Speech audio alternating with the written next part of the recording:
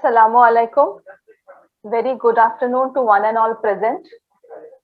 Today we have gathered to have a session on opportunities which are available after SSC.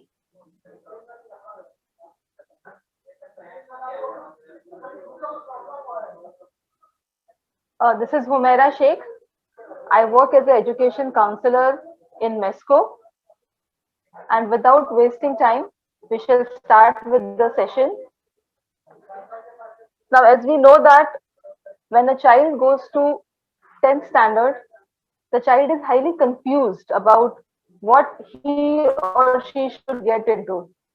There are many options, there are many opportunities which the child wants to grab, many options which are available which he or she wants to get in, but there is a lot of confusion about what should be done. बहुत ज़्यादा confusion होता है, क्या करना है, क्यों करना है, कैसे करना है. तो उसी चीज को क्लैरिटी लाने के लिए सेशन कंडक्ट किया है. सारे स्टूडेंट से रिक्वेस्ट है कि ध्यान से सुने. जितने ऑप्शंस पॉसिबल थे वो हमने कोशिश किए हैं कि उसमें मेंशन करें आज के सेशन में, और उसके अलावा भी अगर कोई क्वेरी होती है तो they can always get back. Okay, so let's have a session. Let's start with the session. Now, whenever we talk about a career, whenever we talk about vocational guidance, there are certain principles which we need to take into consideration. Now, the first and foremost important and first and foremost principle of vocational guidance, which says that there are individual differences amongst the human beings. We all know that all individuals are not same. There are differences in different individuals. Or in other words, we can say that each and every child, each and every individual is unique, and we need to concentrate on that uniqueness. So this is the first principle of vocational guidance. You need to understand that you are different from the other student. आप दूसरे बच्चों के जैसे हैं, लेकिन उसके अलावा आप में ऐसी बहुत सारी चीजें हैं जो शायद दूसरे बच्चों में नहीं है. So individual differences we need to accept. The second principle of vocational guidance says that no two professions are same. कोई भी दो प्रोफेशंस जो है वो सेम नहीं होते.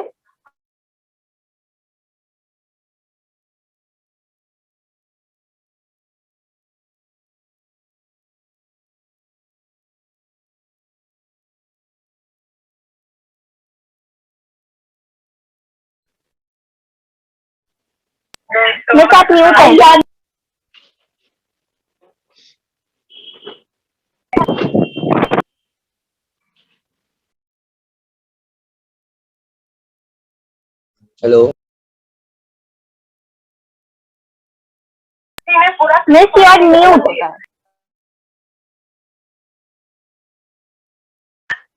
Hello, Humaira, unmute yourself. Humaira, please unmute yourself. Hello. आवाज आई? Yes. हाँ. तो पहला वाला पॉइंट क्लियर हुआ कि इंडिविजुअल डिफरेंसेस है ह्यूमन बींग्स के अंदर.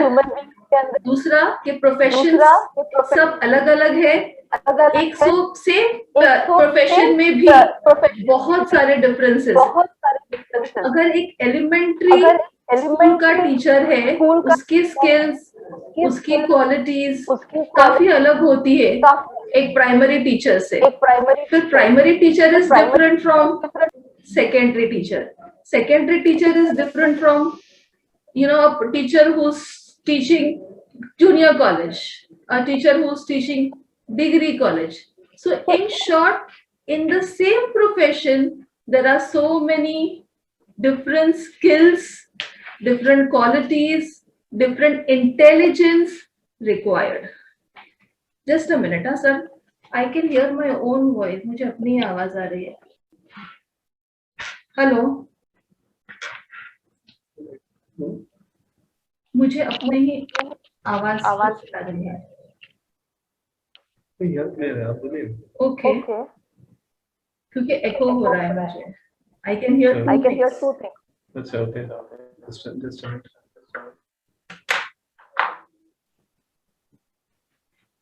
Hello. Yes, it's Now clear it's now. better. So you guys can hear me? Any one of you at least Yes, say ma'am. yes or no? Yes, Shabani? miss. Okay, great, great, great. So no two professions are same. Each and every profession is different from each other. Then the next point says, the next principle says of vocational guidance, every individual has talent. Very, very important. As I firstly mentioned that every child, every individual is unique. Similarly, every individual has some or the other talent in him or her, some other kind of intellect which is there with him or her, some kind of skill which is there with him or her, which the child or the person needs to identify. Okay, so these are the three basic principles of vocational guidance which we need to take into consideration when we are talking about career guidance. Let's move on. Basis of career selection. Now, whenever we talk about career selection, we need to know ourselves. Now, what we need to know about ourselves, we need to know about our intelligence. We need to know about our personality. We need to know about our interest. We need to know about our condition. Now economical condition मैंने bracket में optional लिखा है, वो इसलिए लिखा है क्योंकि ये प्राइमरी रिक्वायरमेंट नहीं है. अगर आपके पास इंटेलिजेंस है, पर्सनालिटी है, इंटरेस्ट है, तो ये economic condition become secondary. Even if you don't have money, you can do wonders, you can excel in your career. Health and gender. Health बहुत ज्यादा मैटर करता है, स्पेशली अगर आप कोई ऐसे प्रोफेशन में जाना चाहते हैं जो बहुत ज्यादा फिजिकल और मेंटल स्ट्रेंथ का डिमांड करता है, and if you lack in that, so I say that health is also very important when you talk about career selection. Gender, nothing about gender bias over here, no gender bias for, but there are certain, hello, but there are certain professions which are, dominated by a particular gender, which we need to take into consideration. Okay, again, the gender aspect I can consider as optional, and the last is work environment. You have to take into consideration, because 40 years of life, 45 years of life, you have to spend in that work environment.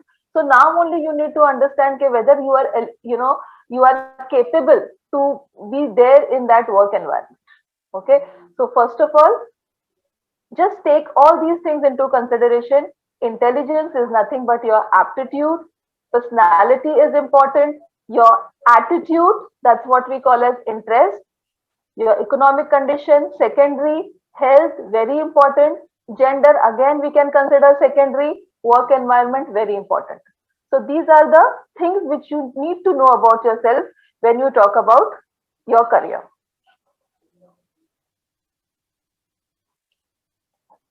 Now, next, what we'll see is, now what makes your career? Now, as you can see, apart from education, there are a lot of other things which make your career. So first and foremost is your education, extremely important for your career. But apart from that, your vision, your skills, your interests, your values, your goals, all these things are interconnected with your career. Okay, somehow you need to take all these things into consideration when you talk about a successful career. Okay, so that is something very important. Now you can see a career chart over here. Now this career chart is having lot of career options. That's what we have, simplified with respect to different slides. हमने उसको simplify किया है अलग अलग slide में. आपको यहाँ पे HSC के बाद options दिख रहे हैं, SSC के बाद ऑप्शन दिख रहे हैं, कॉमर्स में ऑप्शन दिख रहे हैं, आर्ट्स में ऑप्शन दिख रहे हैं, साइंस में ऑप्शन दिख रहे हैं. ये सारी चीजों को कहीं ना कहीं हमने बाइफिकेट करने का कोशिश किया है, और वो हम वन एट अ टाइम देखेंगे. तो पहला फील्ड जो यहाँ पे हमने कलेक्शन किया है उसके ऑप्शंस का, वो है related with commerce, career in commerce. Now ये करियर इन कॉमर्स मैंने क्यों फर्स्ट प्रेफरेंस दिया है, इसके पीछे भी एक रीजन है, क्योंकि जनरली ऐसा ऑब्जर्व किया गया है और देखा गया है कि majority of the students prefer commerce as their career option. अगर आप पेपर करेक्शन के लिए भी अगर आप यूनिवर्सिटी कभी आप देखा होगा आपने या आप गए होंगे as a teacher, hello, as a teacher मैंने ऑब्जर्व किया है कि कॉमर्स के बहुत ज्यादा बल्क में पेपर करेक्शंस के लिए होते थे। कौन सी क्लास का है? बहुत सारे बच्चे जो है वो कॉमर्स सिलेक्ट करते हैं। 40-50% वाला बच्चा भी कॉमर्स सिलेक्शन करता है। 80-90 वाला परसेंटेज वाला बच्चा भी कॉमर्स सिलेक्ट करता है। तो मेजोरिटी ऑफ द स्टूडेंट, बहुत अच्छा खासा चंक जो है स्टूडेंट्स का कॉमर्स में जाता है। So let's take commerce as a option. Now commerce में अगर हम देखें तो कॉमर्स में किस तरह के सब्जेक्ट्स होते हैं? सब्जेक्ट्स इन कॉमर्स, इकोनॉमिक्स होता है, मैथमेटिक्स होता है, एसपी जिसको हम सेक्रेटरियल प्रैक्टिस बोलते हैं वो होता है, बुक कीपिंग एंड अकाउंटिंग होता है, ऑर्गेनाइजेशन ऑफ कॉमर्स होता है एंड कॉस्टिंग होता है। These are the basic subjects which students will study when they will go to 11th and 12th standard. Okay, तो ये चीजें बच्चों को होती है अगर 11th 12th में वो जाते हैं।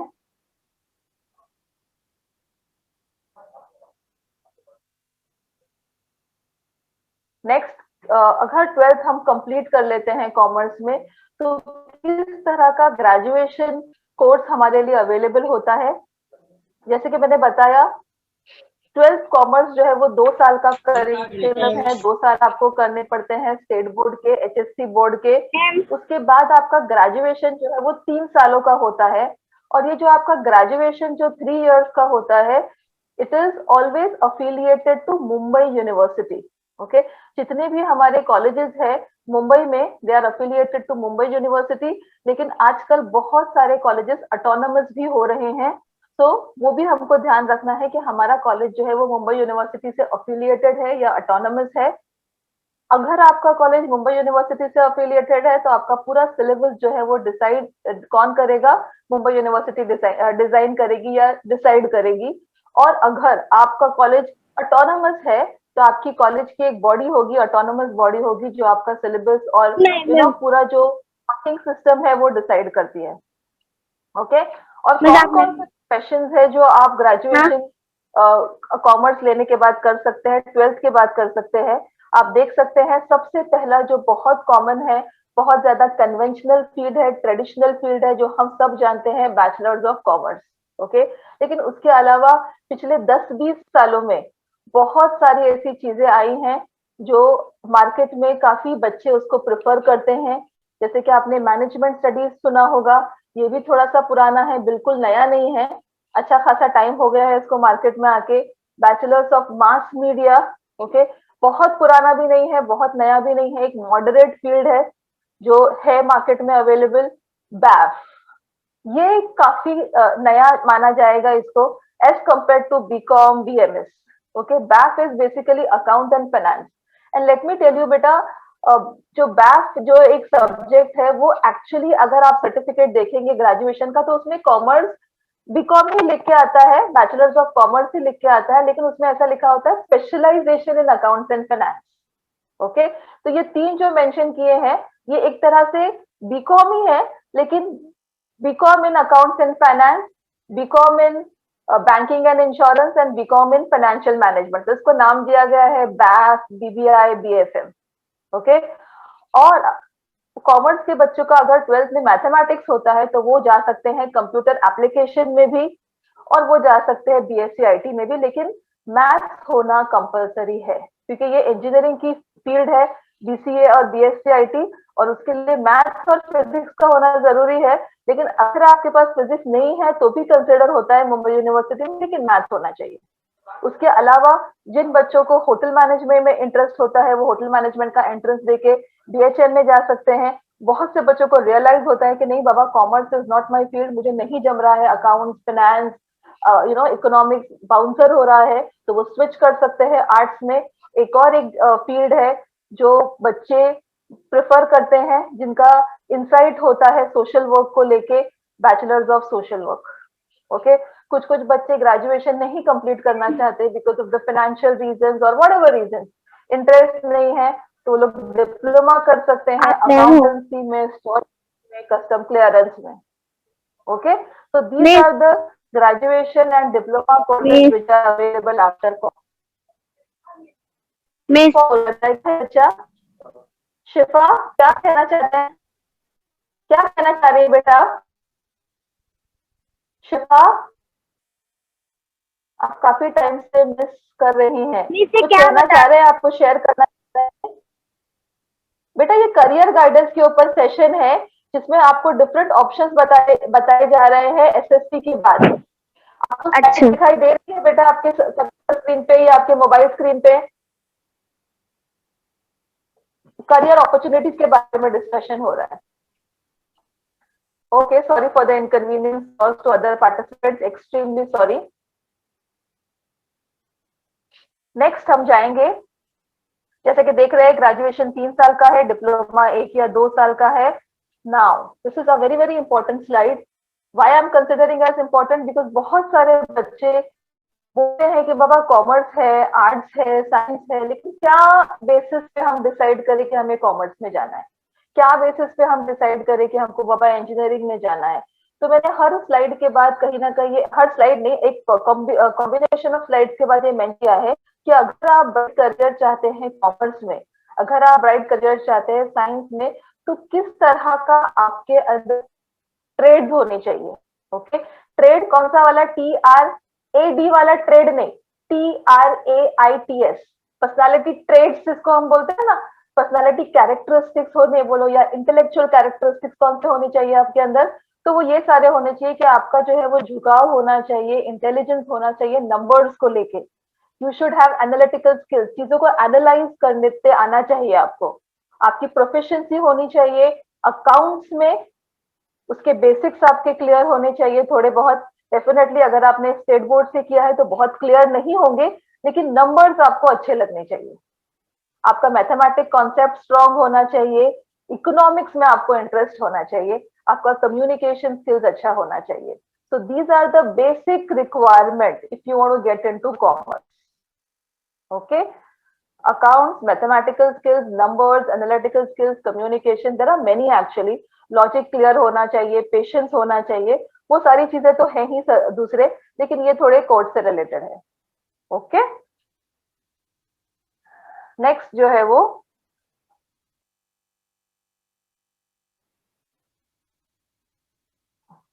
ज्यादा आगे जा रहा है. हाँ,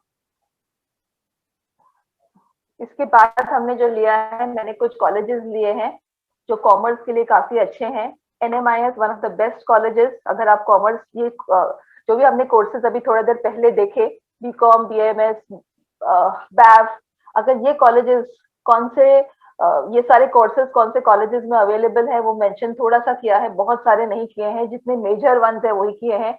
NMIS, HR, Hinduja, KJ Somaiya, Poddar college, KC, Raheja, Xavier's, SIES, Jai Hind. These are very good colleges for commerce.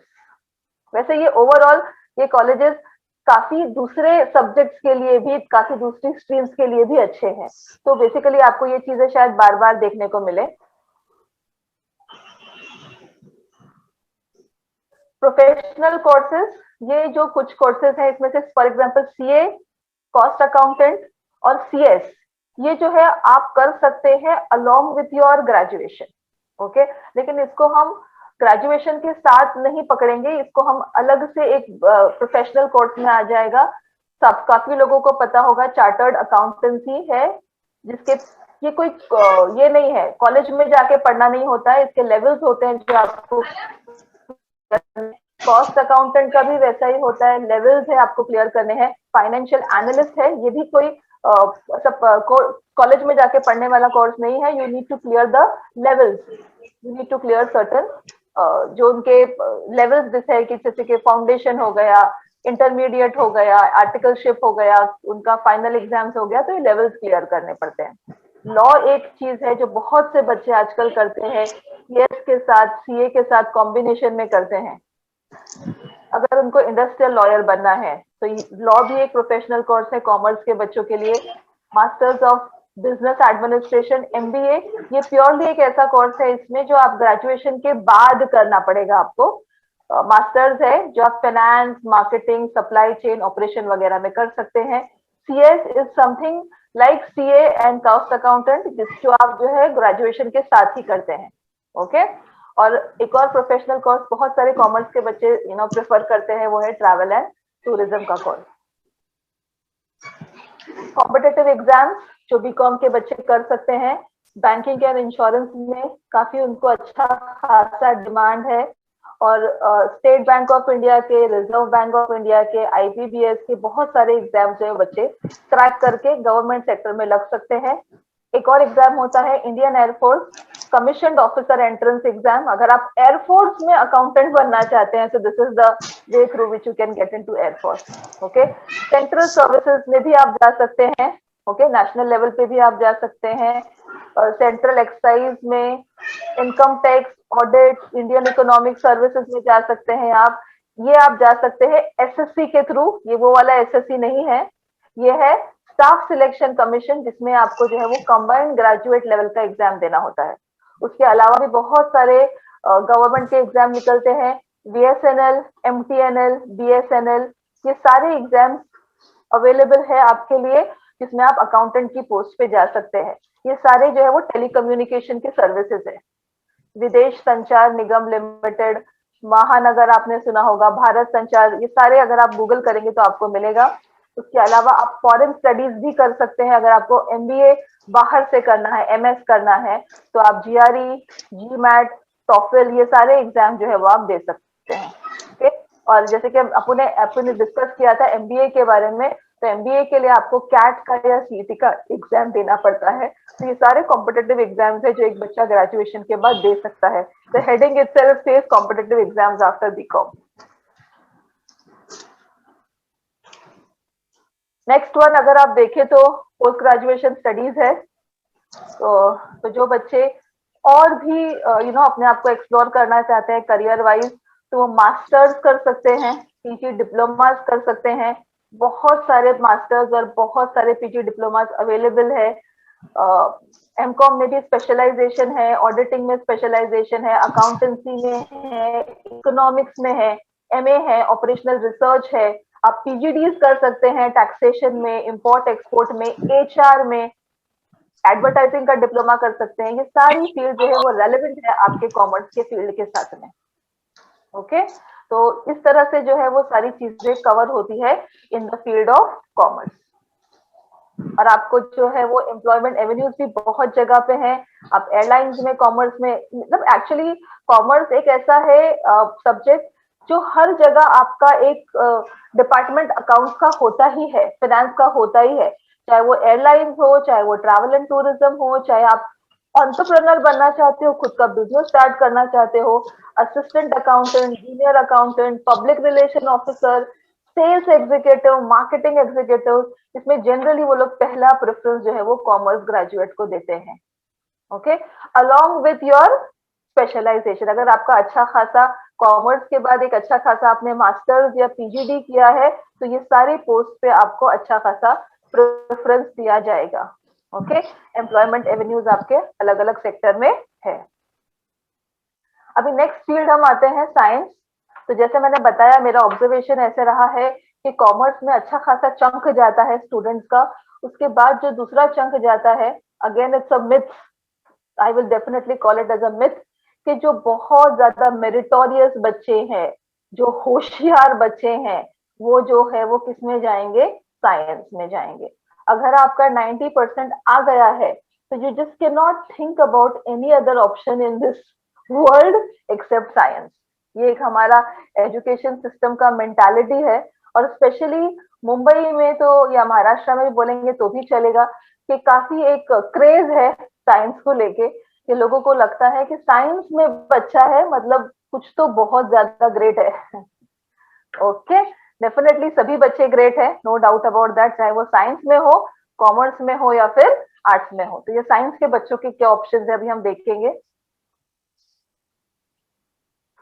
पहले तो जैसे कि हमने कॉमर्स का एक वही ट्रेंड फॉलो किया है, मैंने सब्जेक्ट्स डिस्कस किए थे, वैसे साइंस के सब्जेक्ट्स है फिजिक्स, केमिस्ट्री, बायोलॉजी। ना बायोलॉजी के साथ कोई बच्चे ऑप्शन रखते हैं वोकेशनल बाइफोकल, जिस बच्चों को टेक्निकल फील्ड में आगे जाना होता है वो बायोलॉजी को छोड़ के वोकेशनल बाइफोकल लेते हैं। इसमें भी बहुत ऑप्शंस अवेलेबल है, मैंने 2 मेंशन किए हैं। इलेक्ट्रिकल, इसमें इलेक्ट्रॉनिक्स होता है, कंप्यूटर होता है, कई कई कॉलेज में मैकेनिकल भी होता है, लेकिन ये 2 अक्सर कॉलेजेस में देखे गए हैं, इलेक्ट्रिकल एंड मैकेनिकल। उसके अलावा मैथ्स पीसीबी होता है, बच्चों का कॉम्बिनेशन पीसीएमबी भी होता है, इसमें आप मैथ्स भी ले लेते हैं along with your biology. Physics chemistry तो कंपलसरी सब्जेक्ट है, और कुछ बच्चे मैथ्स को छोड़ के ज्योग्राफी लेते हैं, साइकोलॉजी लेते हैं, तो ये ज्योग्राफी एंड साइकोलॉजी ऑप्शनल है। English again a very compulsory subject, वो आपको लेना ही है, आप छोड़ नहीं सकते फिजिक्स केमिस्ट्री की तरह। बायोलॉजी मैथ्स जो है वो आप ऑप्शन, लैंग्वेज में भी आपका ऑप्शन है, अगर आप हिंदी मराठी नहीं लेना चाहते तो आप इंफॉर्मेशन टेक्नोलॉजी भी ले सकते हैं ना। ये जो मैं ऑप्शंस आपको बता रही हूँ ना, apart from biology maths and language, ये कॉलेज टू कॉलेज डिफर करता है, ये हर कॉलेजेस में नहीं होता है। जो ट्रेडिशनल कॉलेज है, जिन लोगों ने अपने आप में कोई भी बदलाव नहीं लाया है, वहां आपको यही सब्जेक्ट मिलेंगे, physics chemistry biology math English and Hindi. Okay, फिर ये सारे ऑप्शंस आपको नहीं मिलेंगे। लेकिन आजकल काफी कॉलेज ने अपने आप को अपग्रेड किया है लेटेस्ट एजुकेशन सिस्टम के हिसाब से, तो they always keep other options also. Okay, तो जरा थोड़ा आपको देखना पड़ेगा जब आप सिलेक्शन करेंगे तभी। अभी अगर आप चाहते हैं कि बाबा मैं साइंस में एक्सेल करूं, मेरा प्रोफेशन बहुत अच्छा बने, करियर बना अच्छा बने साइंस में, तो आपके अंदर क्या क्वालिटीज होनी चाहिए, क्या स्किल्स होनी चाहिए, ये थोड़ी लंबी लिस्ट है। ओके, क्योंकि साइंस जो है वो कंपैरेटिवली ज्यादा आपका डिमांड ज्यादा है साइंस की in terms of concentration and intelligence, थोड़ा ज्यादा डिमांड करता है।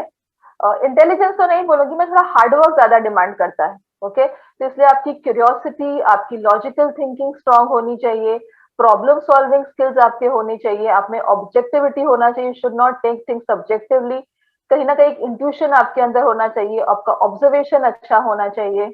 ओके, और आपको डिस्क्रिमिनेट करते आना चाहिए, your ability to distinguish between what is important and what is trivial, जो इम्पोर्टेंट नहीं है और जो इम्पोर्टेंट है उन चीज में आपको डिस्क्रिमिनेट करते आना चाहिए। ये सारे आपके स्किल्स है जो require if you want to excel in the field of science. Okay, किस तरह से आपकी कैटेगरीज डिसाइड होती है वो देखेंगे हम लोग। जनरली आपके 3 मार्क्स यहाँ बहुत मैटर करते हैं अगर आपको मेडिकल फील्ड में जाना है।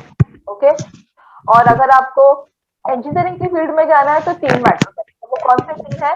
Physics chemistry biology is necessary if you want to get into medical and paramedical. Physics chemistry maths is necessary if you want to get into engineering. Okay, और लास्ट में आपका एग्रीगेट भी count होता है, जिसमें आपके जो है वो इंग्लिश और हिंदी या जो भी आपका ऑप्शनल सब्जेक्ट है वो लेते हैं। ओके, लेकिन जनरली बहुत सारे बच्चे आज भी जब परसेंटेज बताते हैं तो वो लोग अपने पीसीबी का बताते हैं या पीसीएम का बताते हैं, because that is more generally, वो ज्यादा होता है उनका as compare to their aggregate.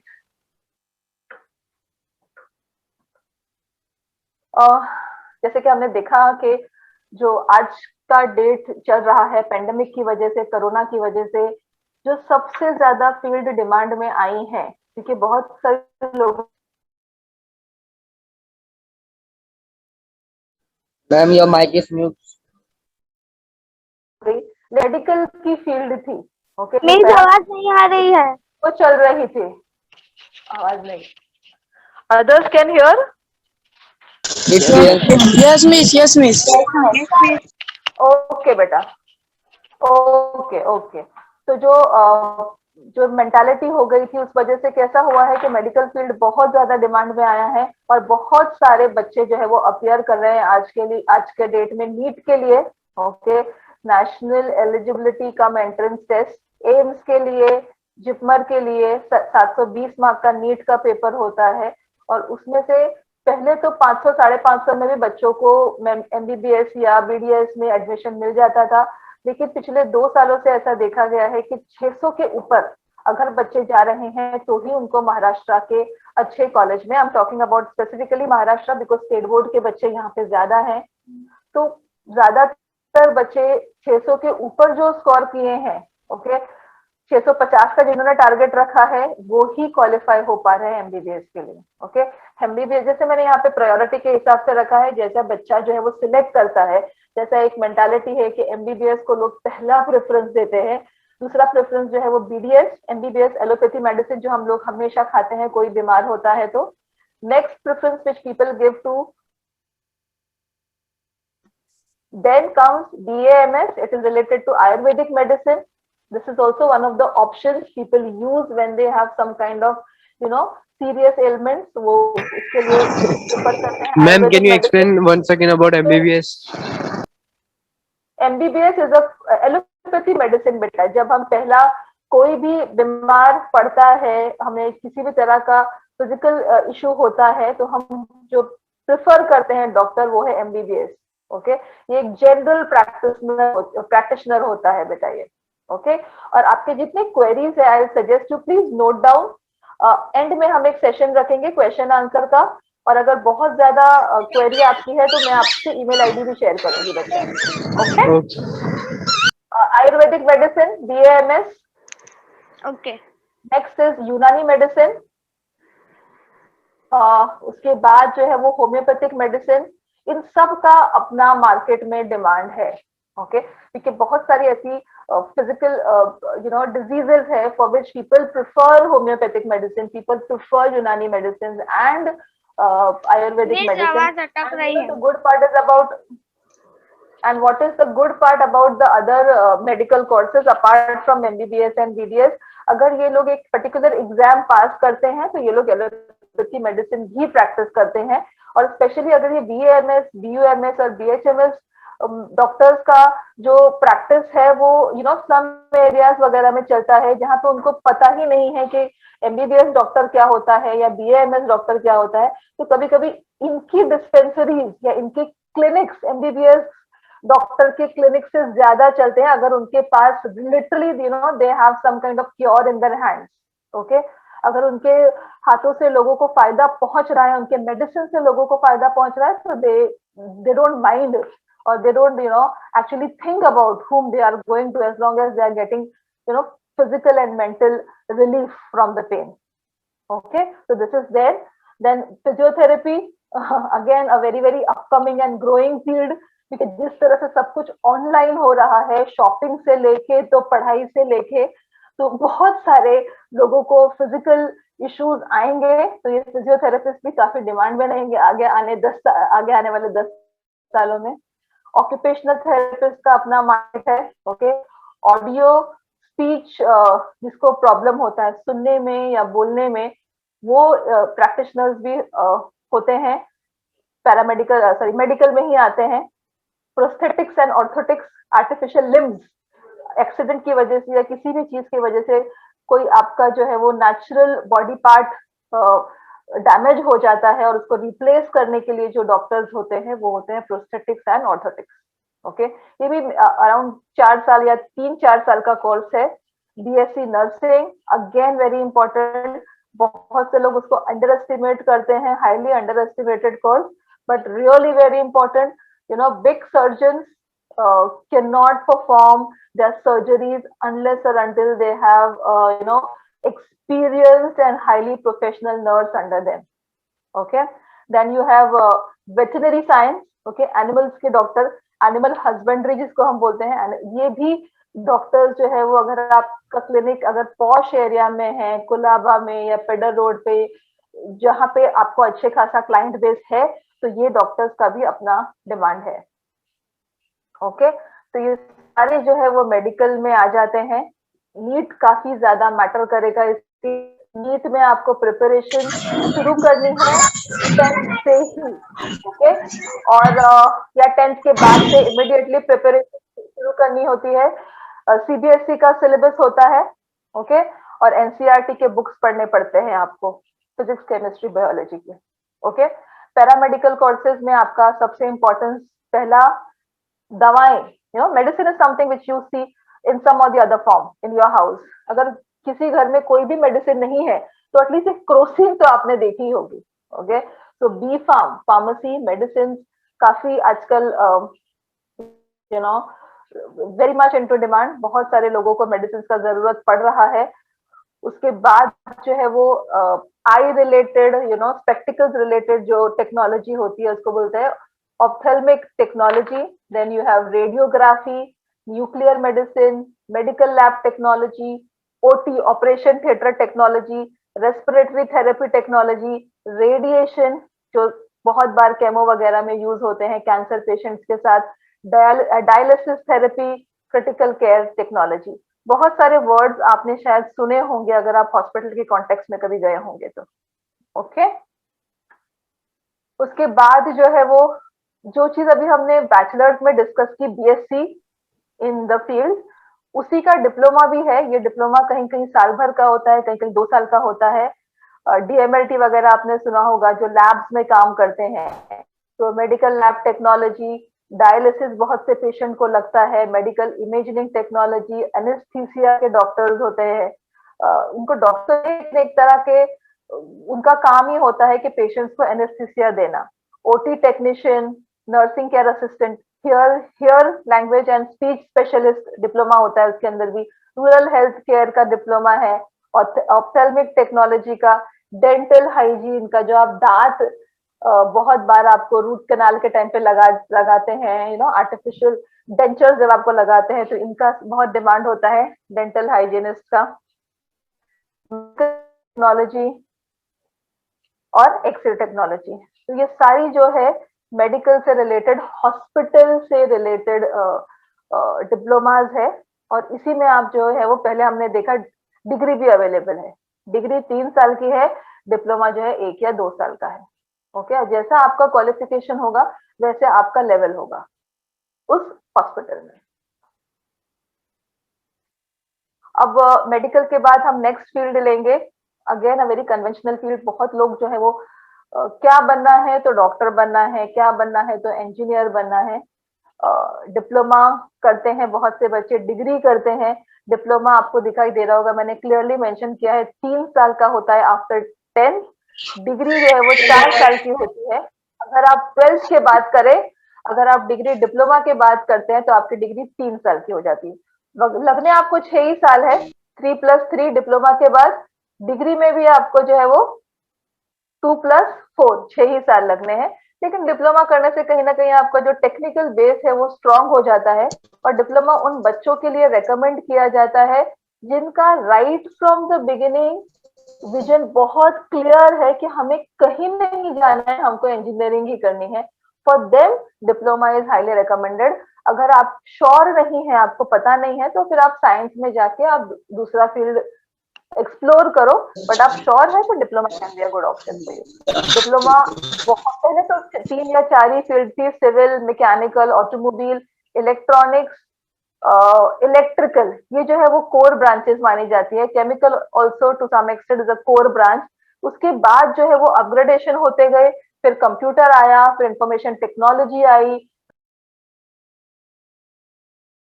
Plastic, rubber and polymer engineering, environmental engineering, biochemical, aeronautics, marine engineering.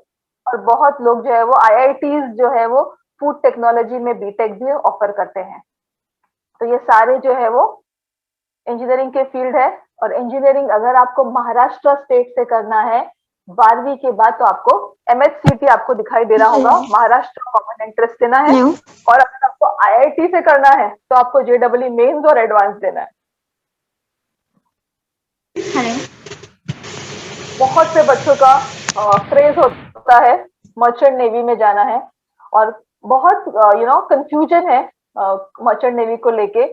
पता नहीं होता लोगों को कि मर्चेंट नेवी में how they can get into merchant navy. तो थोड़ा मैंने कोशिश किया है, हमने कोशिश की है कि बाबा स्पेसिफाई करे कि किस तरह से मर्चेंट नेवी में 12th के बाद जाया जा सकता है, 10th बाद जा सकता है। तो 12th के बाद अगर आपके पास ये नॉटिकल साइंस आप लेते हैं, मरीन इंजीनियरिंग लेते हैं, आर्किटेक्चर लेते हैं, mechanical, harbour and ocean, civil, electrical and electronics, marine catering, तो ये सारी चीजों के थ्रू जो है आप किसमें जा सकते हैं, नेवी में जा सकते हैं। ओके, और इनके थोड़े जरा टफ होते हैं जो सिलेक्शन क्राइटेरिया है, फिजिकल और मेडिकल इनका जो है वो बहुत ज्यादा अच्छे खासा लेवल का होता है। ओके, और 10th के बाद भी बहुत सारे बच्चे जाते हैं कोस्टल वॉयज का अगर वो कोर्स करते हैं, नॉटिकल साइंस का डिप्लोमा करते हैं और कमर्शियल डाइविंग का और जीपी ट्रेनिंग का ये डिप्लोमा करते हैं साल 2। ये भी अच्छे खासे महंगे कोर्स है। You need to start doing diploma in nautical. If I am not mistaken it goes okay, तो थोड़ी महंगी फील्ड है। Okay, you need to have a good backup if you want to get into merchant navy, financial backup. बहुत सारे veg है, technical का काफी craze होता है लोगों को और किसी ना किसी फॉर्म में people want to get into technical field. So IITI, I'm not talking about IIT. IIT is different. It's a college and ITI is a course. Okay, industrial training का एक कोर्स होता है जो 10th के बाद बहुत से बच्चे करते हैं और गवर्नमेंट जो जॉब्स मोटरमैन वगैरह की जो अवेलेबल है, फिटर की या मोटरमैन की, रेलवेज में होता है, बहुत सारे अलग अलग सेक्टर्स में होता है। रेलवे इंपॉर्टेंट सेक्टर्स जहाँ फिटर उन लोगों को ITI का डिप्लोमा चाहिए होता है। ओके, थोड़ा सा अंडर एस्टिमेटेड कोर्स है। बहुत लोगों को ऐसे लगता है कि if I M highly intelligent I just can not get into IITI, but actually बहुत सारे गवर्नमेंट जॉब में ITI का रिक्वायरमेंट होता है। ओके, और आजकल इसकी भी फीस जो है वो 30-40,000 के करीब जाती है। 2 साल का ITI का कोर्स है, 10th या 12th बच्चे करते हैं और उसके साथ दूसरी भी बहुत सारी चीजें करते हैं बच्चे, लेकिन अच्छा खासा इसका डिमांड है ITI। और जिन बच्चों को बहुत ज्यादा करियर को एक्सप्लोर नहीं करना है और टेक्निकल में ही रहना है, पढ़ाई में ज्यादा इंटरेस्ट नहीं है, सो ITI can be a very good option for them. Okay, diploma course हमने डिस्कस किया, डिग्री कोर्स डिस्कस किया। उसके अलावा 12th के बाद अगर आप BSc IT में जाते हैं, कंप्यूटर साइंस में जाते हैं, BCA जाते हैं, टेक्निकल कोर्सेज है। उसके बाद post graduation ME MTech MCA होता है।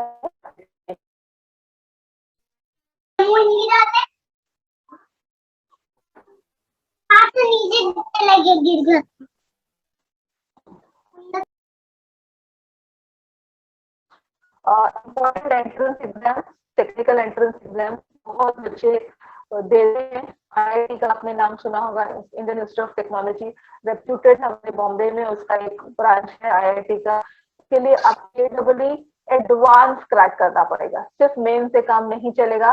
फैशन टेक्नोलॉजी में जाना है तो NIFT का एग्जाम क्लियर करना पड़ेगा। आर्किटेक्चर या B आर्किटेक्चर, बैचलर्स ऑफ या B प्लान में जाना है तो नाटा देना पड़ेगा। डिजाइनिंग की फील्ड में आपको अगर इंटरेस्ट है, ओके, मशीन डिजाइनिंग और any kind of designing, furniture, interior designing, बहुत सारे डिजाइनिंग के कोर्सेज है, उसमें अगर आपको जाना है तो NID, ओके, ये एंट्रेंस आपको देना है रिलेटेड टू डिजाइनिंग। और बहुत से बच्चे जो है वो 12th के बाद रेलवे अप्रेंटिसशिप का भी एग्जाम देते हैं। ये एक UPSC का लेवल का एग्जाम है जो आप 12th के बाद दे सकते हैं। और ये भी बहुत कम बच्चों को पता होता है। IIT काफी फेमस है, कम बच्चे IISER और NICER के बारे में जानते हैं। IISER is a institute, okay, इसके 7 ब्रांचेस है ऑल ओवर इंडिया में। मोहाली में है, पुणे में है, कोलकाता में है और भी जगह पर है। तो IISER के लिए भी अलग अलग लेवल्स है, उसमें JEE एडवांस के through ma'am your voice is not clear. आप IISER का जो एक एप्टीट्यूड का एग्जाम है उसमें भी जैसे क्लियर एप्टीट्यूड का एक एग्जाम कंडक्ट करता है, इसको IISER एप्टीट्यूड, ये कंबाइंड डिग्री ऑफर करता है, bachelors of science and masters of science integrated course है आपके लिए।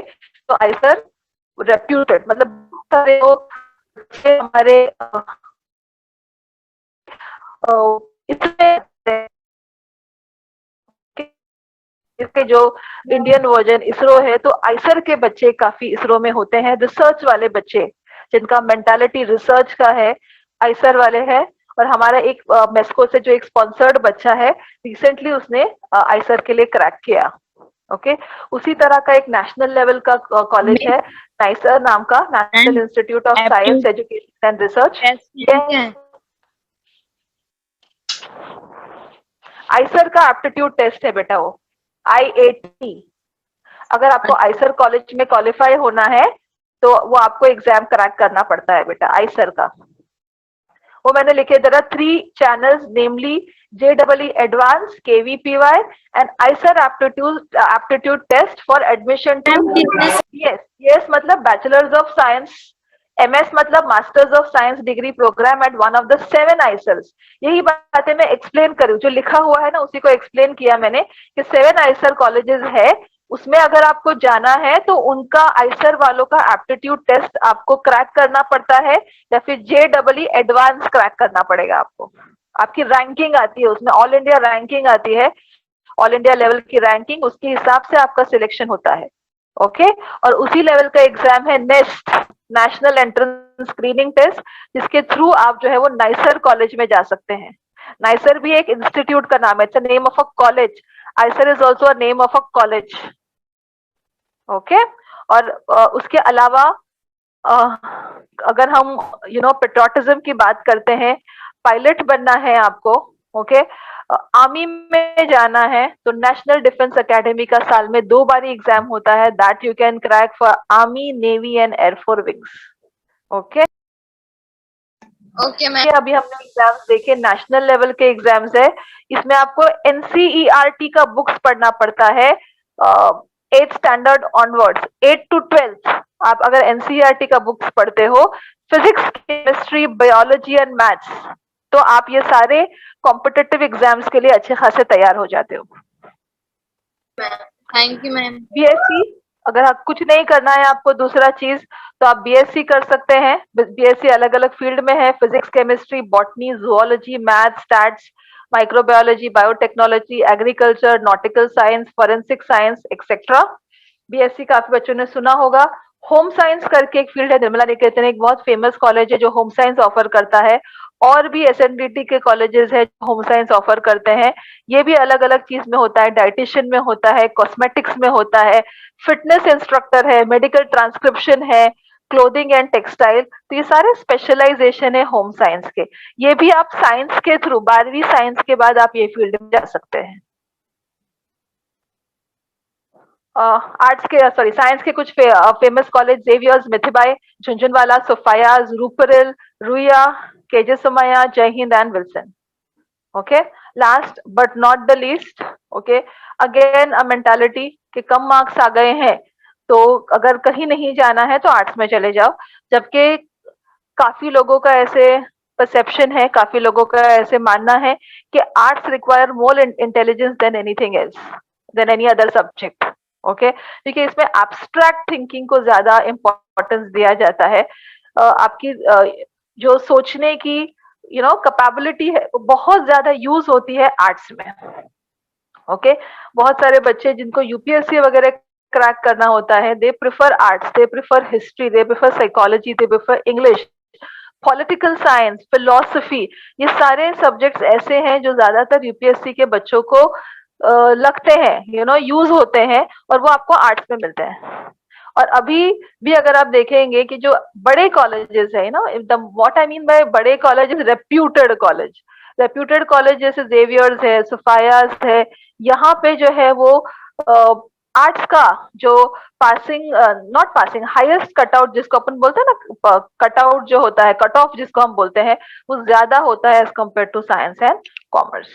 ओके, तो आप ग्रेजुएशन कर सकते हैं 12वीं के बाद आर्ट्स में, BA स्पेशलाइजेशन होता है, English, history, psychology, fine arts ले सकते हैं, मास मीडिया कर सकते हैं, सोशल वर्क कर सकते हैं, मैथ्स है तो IT कर सकते हैं, DED के कोर्सेज, काउंसलिंग के courses, physical education, commercial arts, computer, photography, home science, ऐसे बहुत सारे कोर्सेज हैं जो आप कर सकते हैं 12th आर्ट्स के बाद।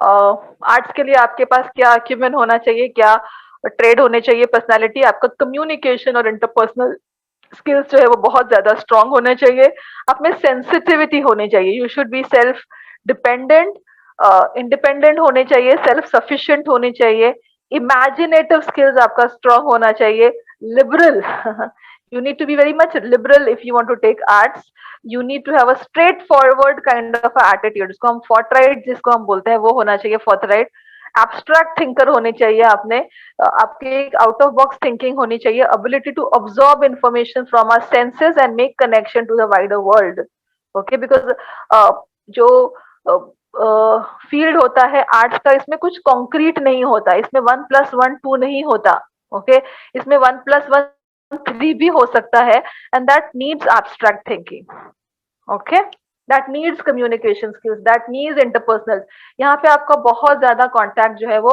लोगों के साथ आता है। इसमें जो आप बीए के बाद कोर्सेज कर सकते हैं, journalism, law, fashion designing, interior designing, travel and tourism, music में अगर इंटरेस्ट हो म्यूजियोलॉजी, एडवर्टाइजिंग, बीएड टीचिंग का कोर्स है, लाइब्रेरी साइंस, एमबीए करना है स्पेशली अगर आर्ट्स के बच्चों को, तो HR can be a very good field for them, MA कर सकते हैं, मास्टर्स इन सोशल वर्क कर सकते हैं, और कहीं ना कहीं ये सारे जितने आपने नोट किए हैं प्रोफेशंस है जो हमने आर्ट्स में डिस्कस किए, उसमें कनेक्शन है with people, okay, it has, you know, not much to do with numbers and accounts and economics and stuff like that, it has to do a lot with people, journalism bolo, fashion designing, interior designing, travel and teaching for that matter, B Ed जो हम देख रहे हैं, library science, इसमें बहुत HR, MBA HR, इसमें भी बहुत ज्यादा कनेक्शन आपका आता है लोगों के साथ, you are dealing with people, you know, humans.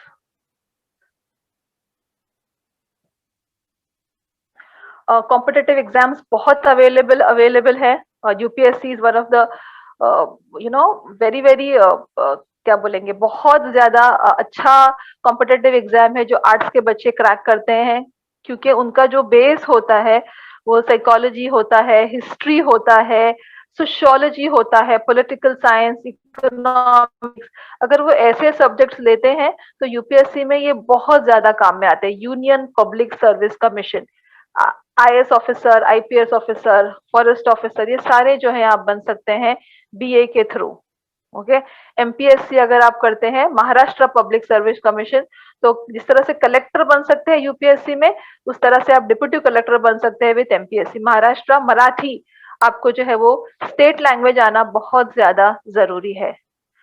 Government के एग्जाम्स के अलावा आप अब्रॉड एग्जाम्स भी क्रैक कर सकते हैं, जीआरई, जीमेट, टॉफल, ये सारे एग्जाम क्रैक कर सकते हैं, कैट में जा सकते हैं, सीटी में जा सकते हैं, स्टाफ सिलेक्शन कमीशन, बहुत सारे कॉम्पिटिटिव एग्जाम्स अवेलेबल है जो आप बीए के बाद कर सकते हैं। सेवियर्स है, best college, Mithibai, Somaiya, Sophia's, SK Somaiya, Jai Hind, Wilson, Elphinstone, Ruparel, भवन, साठिया कॉलेज है पार्ला में, मलाड, अंधेरी में भी बहुत सारे कॉलेजेस हैं जो अच्छे हैं आर्ट्स के लिए। थोड़ा सा हमने कन्वेंशनल फील्ड्स देखा है, डॉक्टर, ये हम सब सुनते आ रहे हैं, clerk, translator, economics, BCom, BSc, modern careers में financial analyst, internet journalism, fashion technology, cyber law, 3D animation, travel manager, retail manager, event manager भी अभी काफी चल रहा है, ये बहुत इवेंट ऑर्गेनाइज हो रहे थे पेंडेमिक के पहले, आईपीएल के जैसे इवेंट मैनेज करने के लिए इवेंट मैनेजर्स लगते हैं, आईटी, एमबीए, ये सब जो है वो डिमांड, आज के डिमांड में है field, documentary making, robotics and many others.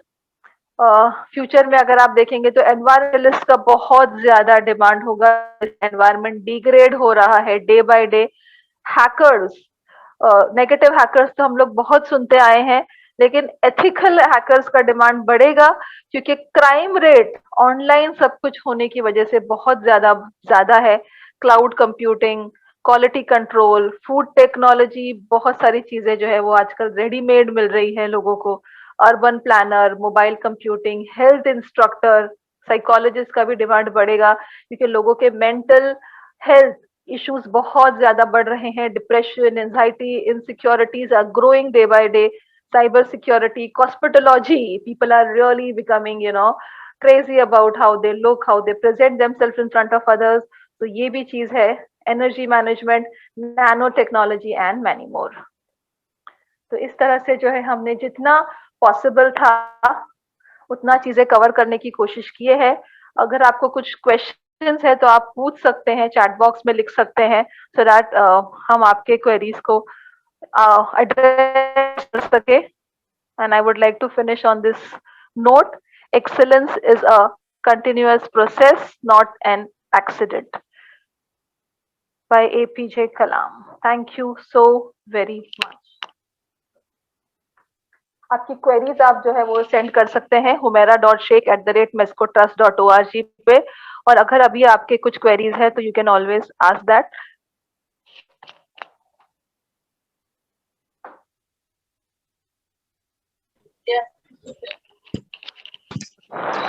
Ma'am, how to get an admission in MBBS college?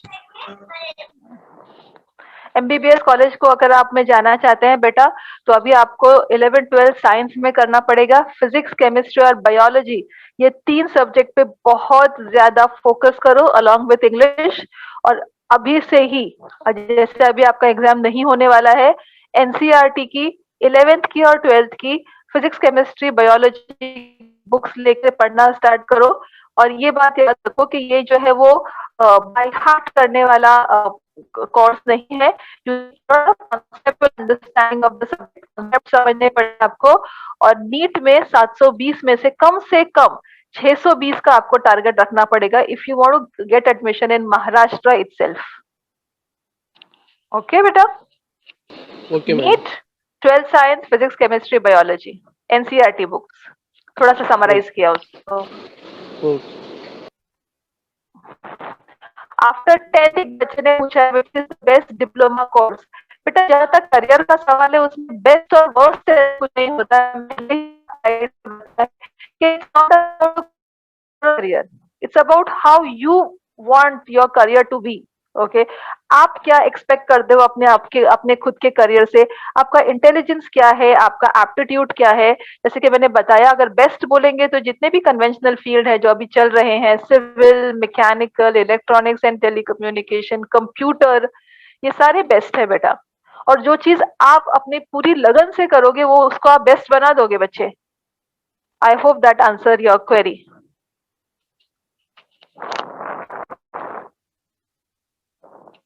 3D animation का किसी ने पूछा है। 3D एनिमेशन का बेटा कोर्सेज होते हैं बहुत सारे, जो है वो प्राइवेट इंस्टीट्यूट ऑफर करते हैं। और अगर आपको समझ के चलो 3D एनिमेशन वगैरह एकदम डेप्थ में सीखना है तो कंप्यूटर टेक्नोलॉजी का डिप्लोमा या डिग्री आप कर सकते हैं। वो आपको एनिमेशन का एक सब्जेक्ट होता है, लेकिन ज्यादातर जो है वो बहुत सारे प्राइवेट इंस्टीट्यूट्स है जो आपको इसमें ट्रेन करते हैं।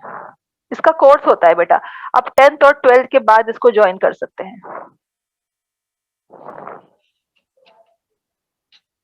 हेलो, रोबोटिक्स के लिए भी आपका जो है वो इंटेलिजेंस, आर्टिफिशियल इंटेलिजेंस आपको जो है वो सब्जेक्ट लेना पड़ेगा।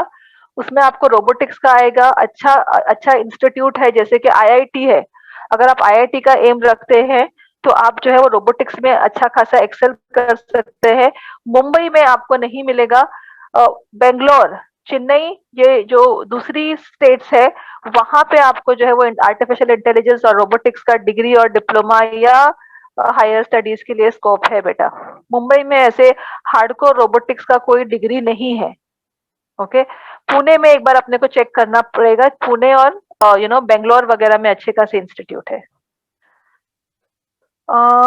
how much do we have to score for veterinary science? Anything, anywhere between 350 to 350 plus, जितना आपका स्कोर अच्छा होगा बेटा। मिनिमम पे कभी भी कंसंट्रेट नहीं करना, जितना आप मैक्सिमम स्कोर कर सकते हो, क्योंकि आजकल जो बच्चों को टाइम मिल रहा है पढ़ने का वो बहुत ज्यादा है। ओके, तो अगर आप कंपटीशन के हिसाब से बोलोगे तो 450-500 तक का टारगेट रखो बेटा। फॉरेंसिक स्टडीज का बीएससी होता है फॉरेंसिक साइंस में, मुंबई यूनिवर्सिटी में ये ऑफर करते हैं। 12 साइंस करना पड़ेगा, उसके बाद बीएससी करनी पड़ेगी फॉरेंसिक साइंस में।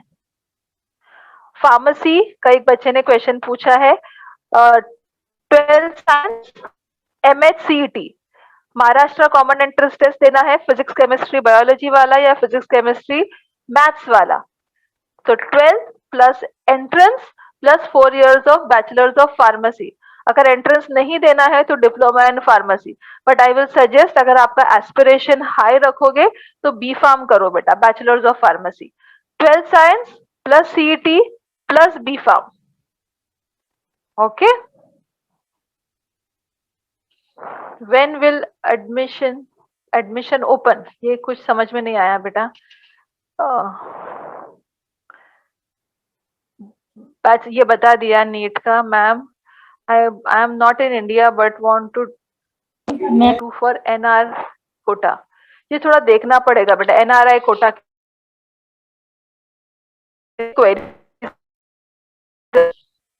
एनआरआई जो बच्चा है मुंबई में या इंडिया में नहीं है, please mail your query. Clear नहीं है आपका question. Diploma in nursing, 12th science physics chemistry biology compulsory subject, उसके बाद आप डिप्लोमा कर सकते हैं। अच्छे कॉलेज से कीजिए, केईएम है, सायन है, जेजे कॉलेज है, यहाँ से आप करेंगे तो ज्यादा अच्छा आपको है। मैम 12 साइंस के बाद डॉक्टरी के लिए कितना साल लगता है? 5 साढ़े पाँच साल बेटा। एमबीबीएस करना है या दूसरे भी कोई कोर्स करना है तो 5.5 साल बेटा है ही है। मैम साइंस और commerce which is best for BCA, अगर बीसीए करना है तो मैं सजेस्ट करूंगी प्लीज साइंस लो बेटा, क्योंकि आपको फिजिक्स का बेस मिलेगा, फिर कॉमर्स में मत जाओ क्योंकि फिर आपको वहाँ फिजिक्स का बेस नहीं मिलेगा। फिजिक्स और मैथ्स दोनों कंपलसरी है कंप्यूटर। सऊदी अरेबिया फ्रॉम बेटा, आप क्वेश्चन कुछ पूछा ही नहीं है, खाली आपने लिखा है कि आप सऊदी अरेबिया में हो 6 साल से। हाँ हाँ मैम, मैं वही पूछना चाहती हूँ आपसे, मेरे बेटे बेटा आप अपने क्वेश्चन को ठीक से लिखो। Hello ma'am, can you hear me? हाँ मैम मैं यस उनकी माँ बोल रही हूँ, ये फरहान शेख की मम्मी। एक्चुअल में मैं अपने बेटे को लेके कंसर्न हूँ, वो यहाँ पर 10th किया है और मेरा तमन्ना था कि मैं उसे इंडिया भेज दूँ, बड़ी कोविड की वजह से हम लोग उसको भेज नहीं पाए। मेरा ये मानना है कि मैं यहाँ रह के इंडिया के कॉलेजेस में अच्छे से एडमिशन करवा सकती हूँ क्या? वहाँ पे अभी सब कुछ चालू है क्या? मतलब थोड़े से मैम अभी तक रिजल्ट 10th का यहाँ पे भी नहीं आया है। ओके, कोई भी रिजल्ट नहीं है, 10th के भी नहीं आए हैं, एग्जाम ही नहीं हुआ है इनफैक्ट। और बेस्ड अगर बच्चों की 9th है और जो 10th के बाद उनको इंटरनल्स में मिले हैं, उसी के बेसिस पे उनका कॉलेज में एडमिशन होगा। तो यहाँ कुछ स्टार्ट नहीं हुआ है मैम। अच्छा, यहाँ पे तो 11th कॉलेज स्टार्ट हो गई है ऑलरेडी, डाल दिया है कॉलेज में, बट लेकिन नहीं मैम, तो नीट क्रैक करवाना है तो उसके लिए बेस्ट क्या, मतलब कैसे एजुकेशन से करवाना पड़ेगा? मुझे उसके लिए गाइडेंस चाहिए था। अगर इंडिया में अगर आप उसको पे हैं तो उसका साइंस कॉलेज में एडमिशन कराना पड़ेगा आपको। साइंस कॉलेज में उसको फिजिक्स केमिस्ट्री और बायोलॉजी से मैंने बताया को, फिर बी पे ध्यान देना पड़ेगा। एनसीईआरटी के बुक्स पढ़ने पड़ेंगे मैम उसको, सीबीएसई के बुक्स पढ़ने पड़ेंगे। हाँ, सीबीएसई बुक्स तो क्लासेस जो है थोड़ी ज्वाइन करनी पड़ेगी। यस, अभी से उसकी पढ़ाई स्टार्ट कर दीजिए। CBSE book 11th 12th physics chemistry biology. हाँ, वो यहाँ पे स्टार्ट हो चुका है, बल्कि इनफैक्ट मतलब कॉलेज यहाँ पे स्टार्ट हो गई, सीबीएसई लेवल सीबीएसई पढ़ रहा है वो यहाँ पे 6 साल 5th स्टैंडर्ड। हाँ समझ गई मैं। यस यस, मुझे ये चाहिए था कि मैं जब वहाँ पे इसको नीट का प्रिपरेशन करवाऊँ तो कैसा वहाँ पे कोई अच्छी कौन सी कॉलेजेस में वहाँ पे एडमिशन करवाऊँ ताकि उसका प्रिपरेशन बेस अच्छा क्लियर हो जाए उसका। देखिए मैम, कॉलेज तो जनरली नीट के प्रिपेयर नहीं करता। यहाँ पे कॉलेज जो है वो आपको बच्चे को बोर्ड एग्जाम्स के लिए प्रिपेयर करेगा। ज्यादातर बच्चे जो है वो रिलाई करते हैं क्लासेस पे। ओके, लेकिन अगर आपका बच्चा ऑलरेडी सीबीएसई सिलेबस पिछले 5th स्टैंडर्ड से पढ़ रहा है, 5 सालों से पढ़ रहा है, तो शायद वो काफी अच्छा मैनेज कर पाएगा। और वो नीट का सिलेबस अगर देख लेगा तो I think with minimum coaching also he can manage on his own. लेकिन अगर सीबीएसई में है भी तो उसका परसेंटेज वगैरह कितना आता है वो थोड़ा आप मुझे पर्सनली मेल करेंगे तो बेटर हो जाएगा। तो मैं जरा आपसे फिर मेल पे शेयर करती हूँ। आपको मेल करूंगी आपको इंशाल्लाह। थैंक यू, मैंने मेल आईडी शेयर किया था। So much. जी जी जी जी जी ma'am, not a problem, absolute pleasure. चलिए, अस्सलाम वालेकुम। I think we are done with the session. Would like to thank all of you. और इसके अलावा प्लीज मेल करो अगर आपको access नहीं हुआ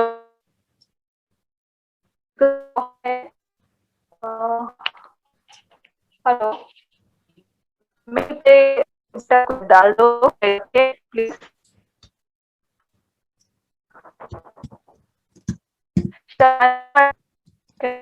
Are you there?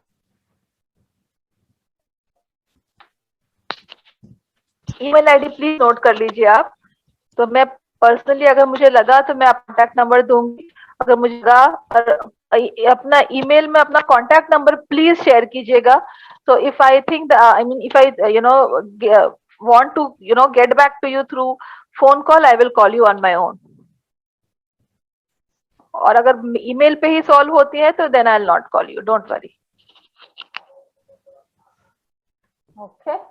Thank you so very much. I would like to thank everybody who attended the session, and I would like to thank the management who has given this opportunity to address such a wonderful audience.